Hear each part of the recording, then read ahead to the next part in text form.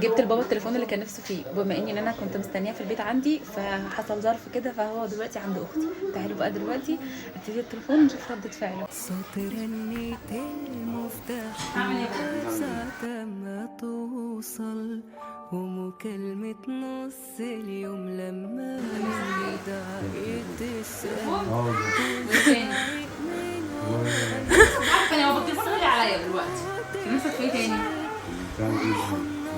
السيراميك بتاع البيت غالي عليا برضه بابا، غير الحاجات الغاليه دي بابا. مش فاكر. طب غمض عينك، غمض.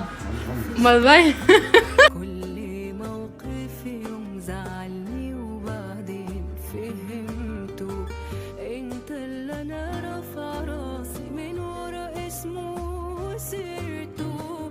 بنت ابويا كان نفسه في تليفون عشان يعمل فيه ايه؟ عشان تعمل فيه ايه يا بابا؟